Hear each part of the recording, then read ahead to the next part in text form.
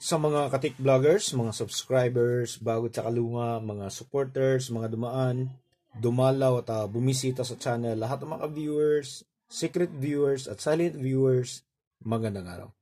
So ngayon, isi-share ko lang sa inyo kung paano nga ba natin maggamit yung mga ganitong klase na hindi na gumagana na solar light. Ayan. Okay? Paano natin papaganahin gamit yung ating mga 5 volts supply o kaya gagawin nating rechargeable. Ayan. So ito yung gusto kong isi-share sa inyo. So hindi ko na nagagamit dahil yung ano kasi nito, yung kanyang solar cell ito, ayan ay parang nasunog, parang nalusok siya, umiitim na. At nagagamit pa naman, nagbibigay pa naman siya ng output. Kaso masyadong mababa na. Dahil sa sobrang baba na, hindi na niya kayang patakbuhin ng normal yung charging circuit niya, yung charging board. Kaya naisipan ko na lang na gamitin siya. Susuplayan ko na lang ng 5 volts. Katulad ng mga power supply na ginagamit ng mga cellphone charger, power bank, lahat ng 5 volts. So, yun na lang yung gagamitin ko. Ito naman isi-share ko sa inyo kung pwede ba yung 5 volts. Okay? Dahil yung kasi natin, yung mga tinatawag natin na mga LED lights ay hindi ho magkakapare-pareho ng supply. Nagdidepende po yan sa kulay. So, ang pinakamataas, yung typical lang hindi na natin pinag-usapan yung mga high-end, high-grade na LED. Yung typical LED lang ay nasa, pagpalagyan na natin, kasi dati, 3.3. Pagpalagay na lang natin 4 volts kasi meron ng mga 4 volts ngayon. 4 volts, tapos ang pinakamababa naman ay 2 volts. So, ano ba yung ideal supply sa 4 volts? So, yung ideal supply voltage sa 4 volts ay dapat 3 volts lang. Sa 2 volts naman ay 1.8. Tapos yung kanyang ideal current naman ay nasa 20 mA. Okay? So ito ngayon yung isi-share ko sa inyo. So paano nga naman natin gagamitin yung ating mga 5 volts adapter o 5 volts power supply na sobra naman siya gagamitin para dito. Paano? So, ang gagawin natin, maglalagay lang tayo ng tinatawag na voltage and current limiter. Katulad nito, resistor. So, yung laki ng resistor ay nagdidepende yan sa laki ng wattage ng nung gagamitan mo. Katulad nito, medyo malaki-laki ito Kaya, para sa akin, pinakamaliit na yung 5 watts na ikakasa natin dito. Mas mainam na nasa 7 watts ka or 10 watts. Okay? So ito naglagay tayo dito ng yung lumang charging board galing sa ito, katulad nito, ayan Ayan, parehong-pareho to. Yung mga sirang awin na lumubo na yung battery. Tinanggal natin, dito nang galing yan, ayan. Yan yung gagamitin. Tapos yung battery naman, ito na, puro recycle lahat itong gagamitin natin. Ito naman galing sa mga power bank din ng yung mga kasama nito ay wala na, ayaw na mag-charge. So, chinecheck natin isa-isa kung ano yung mapapakinabangan, yun yung mga tinatabi natin. Okay, so papakita natin siya. Ito, supplyan natin to, para makita nyo na gumagana yung charging board natin.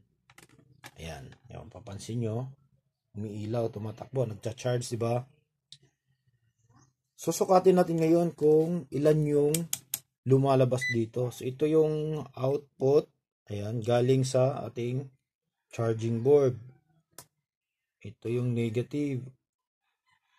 Tingnan nyo. Okay, meron tayong dito tayo.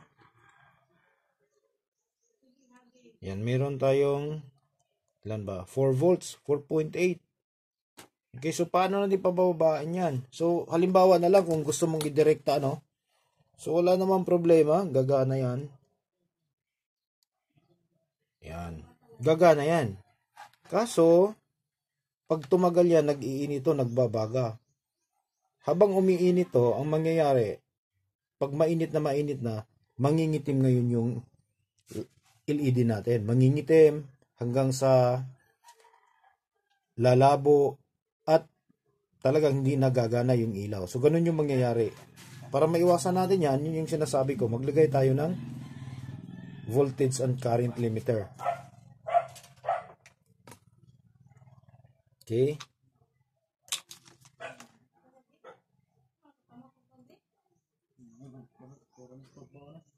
Ito yung ilalagay natin. Ayan.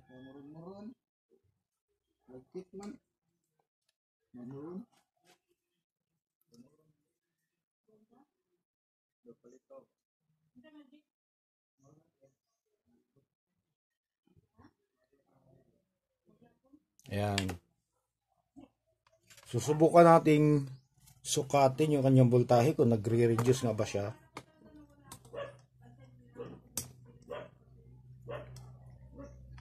So, ito yun. Ito yung resistor natin, ano? Tingnan nyo ng maigi. Ayan. Para makita nyo. Ayan. So, 3 volts na lang, di ba? Ayan. So, tama na yan dito. Saka hindi na siya nag-iinit kaagad. So, sapat na yung supply natin para punta dito. Kung gusto mo naman na medyo bumaba konti yung ano, kung gumagamit ka ng rechargeable, humaba konti yung life ng battery natin, pwede mong taasan yung ating value ng resistor. So, pwede mong gawing 2 ohms o kaya mas mataas pa. Okay? So, ganoon na lang yung gagawin mo. So, paano nga ba kapag ano natin? Kapag wag natin lagyan ng resistor. So, ito. Tingnan nyo ng maigi ha. Kapag ginamitan na natin siya ng charging circuit o yung ginagamit natin ay yung mga rechargeable battery via charging circuit. So, tanggalin natin to. So, kapag direkta natin yan, ulitin natin. Yan, normal yan. Gagana yan. Yan, okay? Normal yan. Pero kapag tinanggal natin to, dahil yung out nito ay nasa mga 5 volts, 4.8. So, iilaw ng malakas to. Ang mangyayari, tataas yung power consumption. Yung circuit kasi natin, maximum kadalasan ay nasa 2.5 ampere lang. So, hindi kakayanin. Ang mangyayari, makakadetect siya ng overcurrent. So, gagana yung overcurrent protection dito. Kaya, mag-o-off yung circuit. Tingnan nyo ang mangyayari. Yan, direkta natin, ano? Hindi natin pinapadaan ng resistor. Mag-flicker yan. Yan, tapos mamamatay. Ganun yung mangyayari. Kasi sobrang taas nung kinakain nito. Yan, unatin uli. Ayan siya, nakauna siya, ano? Balik natin. Yan, o. Di ba? Nag-flicker. Paano ngayon pag i-directa natin? Pag i-direct natin dito sa battery,